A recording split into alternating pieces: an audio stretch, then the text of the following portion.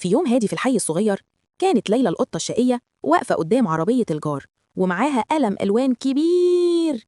ضحكت بخبث وقالت شوية فن مش هيضروا. وبدأت ترسم على العربية بخطوط ملونة كأنها فنانة مشهورة.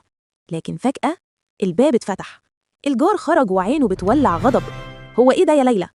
اتجمدت مكانها والقلم وقع من إيدها. لو مكان ليلى كنتوا هتعملوا إيه؟ لو شايف إن ليلى عملت حاجة غلط اعمل لايك واشتراك. إيه؟ أمها؟ جاية من بعيد بصوت عالي. ليلى! ليلى بصت في الأرض وقالت بهمس أنا آسفة يا ماما.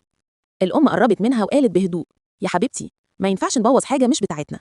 الفن حلو بس لازم نحترم غيرنا. ليلى خدت نفس عميق ومشيت بخطوات صغيرة ناحية الجار وقالت بخجل أنا آسفة يا عمو، مش هعمل كده تاني. الجار ابتسم وقال وهو بيضحك ولا يهمك يا شاطرة، المرة الجاية ارسمي على ورقة مش على عربيتي. ضحكوا كلهم. وبعد شوية كانت ليلى قاعدة مع ماما بترسم لوحة فيها قلب مكتوب عليه آسف